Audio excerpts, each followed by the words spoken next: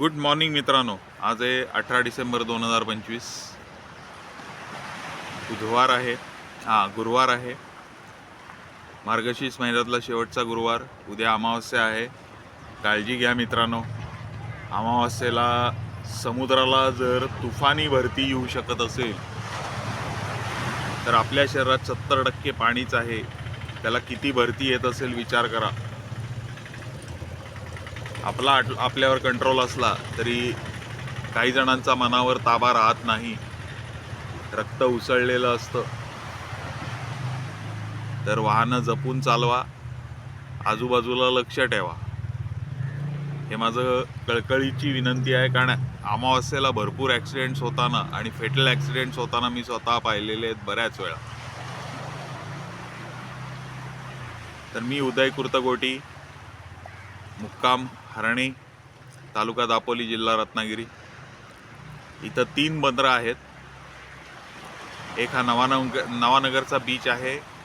नंतर ॲक्च्युली जेट्टीचं बंदर आहे जिथं माशांची खरेदी विक्री होते, लिलाव होतात. आणि तिसरा, त्या बीचला नाव नाही आहे, तो पश्चिमेकडे बीच आहे. ह्याच्यानंतर इथं 2 किल्ले आहेत. एक भुईकोट किल्ला किंवा गोवागड म्हणतात आणि दुसरा फतेहगड. हा फतेहगड माझ्या व्हिडिओमध्ये बऱ्याच वेळा मी तुम्हाला दाखवतो. हे बघा, आत्ताही दिसेल तुम्हाला. हा आहे फतेहगड.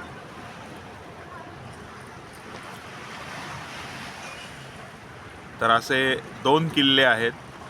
तिसरा कनकदुर्ग होता, पण तिथं मच्छीमार लोकांनी 100% वस्ती केल्यामुळे आता तो किल्ला राहिला नाही.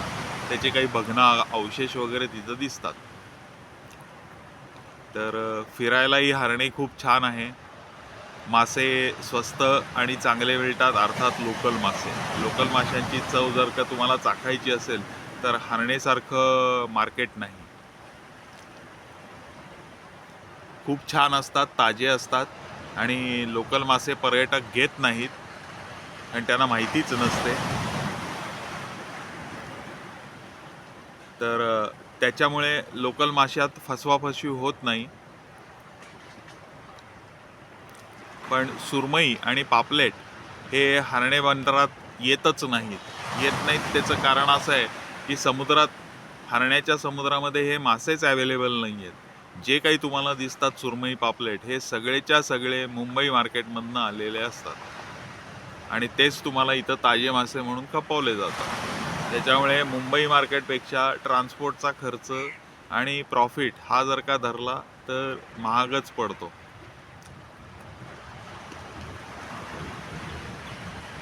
शिवाय आजकालचे दिवसही चांगले नाही आहेत. महिन्याचे मासे ठेवून ते फुगवून ते खूप चांगले आहेत असं दाखवलं जातं आणि ज्यांना कळत नाही ते फसतात.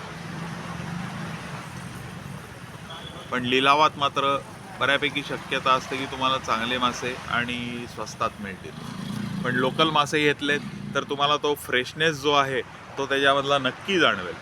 इथला ढोमा हा मोठा लोकल मासा आहे. म्हणजे मोठ्या प्रमाणावर ढोमा मिळतो, रोज मिळतो. ओके, हे झालं थोडंसं विषयांतर झालं, हरकत नाही. शेअर मार्केट हे हळूहळू कन्फर्म करत आहे की ते ॲक्युमुलेशन स्टेजला आहे. म्हणजे आपण शेअर फक्त ॲक्युमुलेट करत जायचं आहे. तर ह्याच स्टेजला असल्याकारणाने आपण सुद्धा थोडे शेअर घेत राहायचं आहे. मार्केट वर किंवा खाली जाईल तेव्हा आपल्याला पुढं काय करायचं हे आपण ठरवू शकतो. थोडे का घ्यायचं, तर मार्केट चुकून माकून खाली गेलं, पडलं तर आपल्याकडे पैसे पाहिजेत आणि बल्कमध्ये आपल्याला शेअर विकत घेता आले पाहिजे, ज्यावेळी सरासरी आपल्या शेअर्सची खाली राहील. आणि वरच गेलं तर आपल्याला विकायची स्ट्रॅटेजी काय करायची ही ठरवता येईल. त्याच्यामध्ये फोमोचा शिकार चुकूनही होऊ नका. म्हणजे हे शेअर माझ्याकडे मला मिळालेले नाहीत तर जाऊन दे, आज काय व्हायचं ते होऊन दे, मी आज ते शेअर्स विकत घेतो, अशी गोष्ट अजिबात करू नका. ह्याच्यामध्येच तोटा होण्याची शक्यता आणि मोठा तोटा होण्याची शक्यता नाही, तोटा होतोच अशा वेळेस. फायदा फार कमी वेळेस होतो. तोटाच जास्ती वेळेस होतो. तर ह्या दृष्टीने लक्षात ठेवा, अजिबात फोमोचे शिकार होऊ नका. फोमो म्हणजे फिअर ऑफ मिसिंग आउट.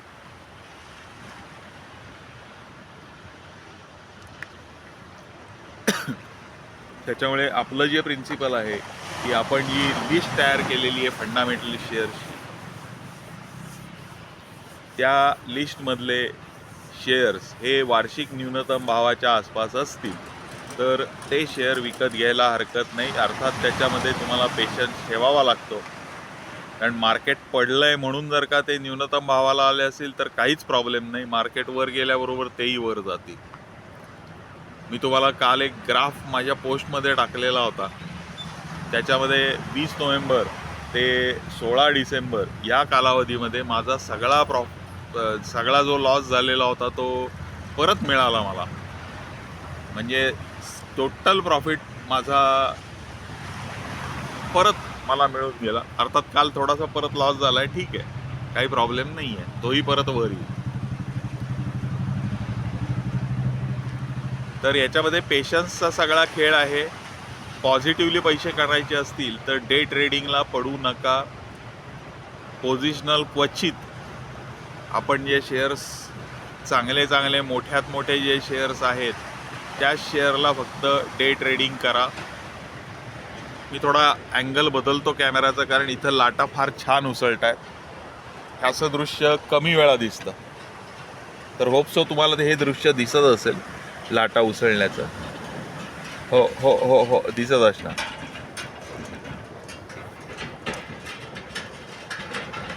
छान लाटा खडकांवर फुटतायत आणि त्या उंच त्याचा फवारा उठतो आणि तो डान्स केल्यासारखा दिसतो. खूप छान, ते बघा, फार छान उडतात. मोठी लाट आली की मस्त उडतं खडकांवर पाणी. असा फवारा असा छान दिसतो. तर आपण सांगत होतो की पोझिशनल करायला हरकत नाही, पण चांगल्या मोठ्या कंपन्यांचे म्हणजे निफ्टी 50 मधल्या कंपन्यांचेच फक्त पोझिशनल ट्रेड घ्यायला हरकत नाही. जर ते वार्षिक न्यूनतम भावाला असतील तर बिंदास ते ट्रेड घ्या. आणि थोडा धीर धरावा लागतो 3 ते 6 महिन्याचा. त्याच्यामध्ये ते शेअर परत 10 ते 15% वर येतात, त्यावेळेस विकून मोकळं व्हायचं आहे. असे पोझिशनल ट्रेड घेता येतात. अर्थात हे मी तुम्हाला सर्व पेपरवर घ्यायला सांगतो आहे. तुमचा पेपरवर घेण्याचा अभ्यास 1 ते 2 वर्षात तुमचा पूर्ण होईल आणि त्याच्यानंतर तुम्ही स्वतः डिसिजन घेऊन ट्रेडिंग पोझिशनल ट्रेड करू शकाल. दुसरेही सगळे जे मी खरेदी विक्री शेअर्स, सोने चांदी, ETF ह्याच्याबदली मी जी खरेदी विक्री सांगत असतो, ही खरेदी विक्री तुम्हाला पेपरवरच घ्यायला सांगतो. माझ्या सांगण्यावरून खरेदी विक्री करू नका. माझं सांगणं चुकू शकतं. मी सेबी रजिस्टर्ड ॲनालिस्ट नाही.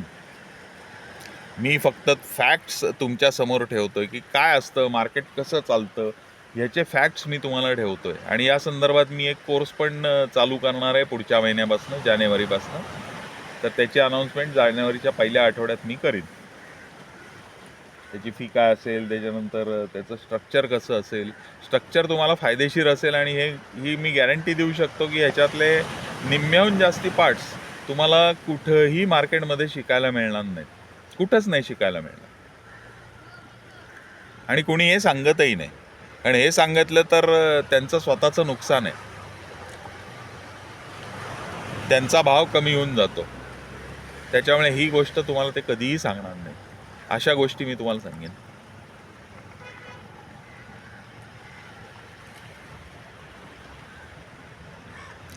आणि ह्याला एक नॉमिनल आपण फी ठेवणार आहोत, फार मोठी फी नाही ठेवणार.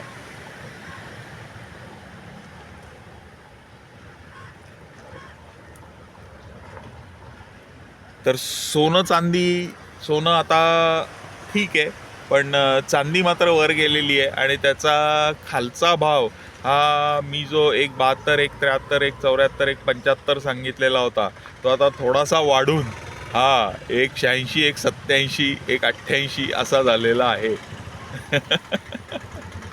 अतिप्रचंड वाढलेला आहे. आणि तरीही या भावाला सुद्धा खरेदी करू नये असं मला वाटतं. पेपर ट्रेडवर सुद्धा खरेदी करू नये, कारण हा भाव सुद्धा वरचाच भाव आहे. आज खूपच उशीर झाला आहे, 9:15 झाले. कसा वेळ जातो कळत नाही. पहाटे 5 वाजता मी उठतो, त्यानंतर कशात वेळ जातो ते कळतच नाही. थोडासा स्टडी असतो त्याच्यामध्ये, मार्केटचा, आजच्या मार्केटसाठी स्टडी करायचा असतो. त्यात साधारणतः माझा 1 तासभर जातो. पण असा छोटा वेळ जात काय म्हणजे कळलंच नाही मला. कधी 8:30 झाले आणि मी 8:45 वाजता बाहेर पडलो. आत्ता 9 वाजून गेलेत, 9:15 झालेत. मार्केटही उघडलेलं असेल.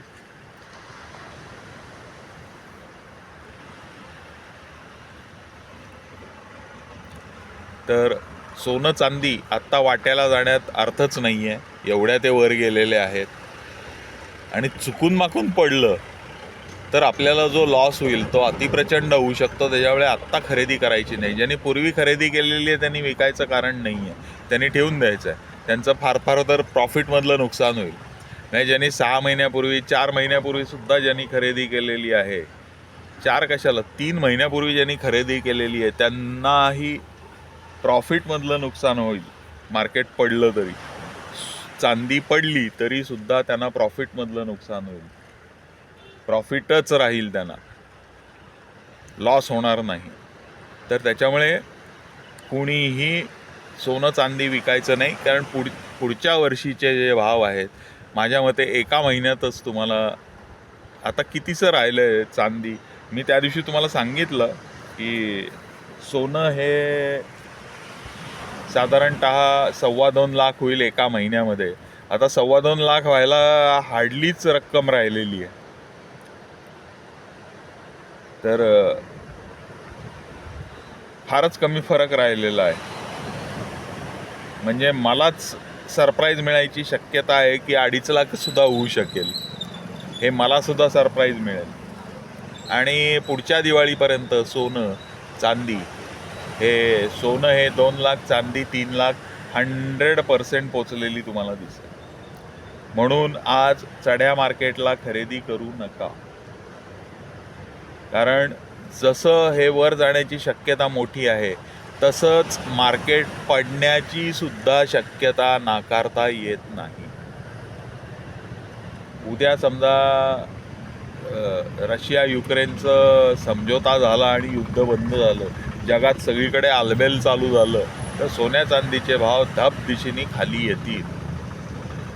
कारण युद्धसामग्रीला जी चांदी लागते ती कमी लागेल. जी आत्ताच्या प्रमाणात लागते तेवढी लागणार नाही. हा फरक पडू शकतो. तर त्याच्यामुळे सोनं चांदी हे आत्ता रिस्की आहेत. आत्ता घेऊ नका. तुम्हाला हे चान्स मिळेल, कारण जी गोष्ट वर जाते ती खाली येतेच. तर त्याच्यामुळे जेव्हा खाली येईल तेव्हा आपल्याला घ्यायला चान्स मिळेल, तेव्हा मी सांगेनच. तर शेअर मार्केटमध्ये तुम्हाला पेपरवर खरेदी करायची आहे.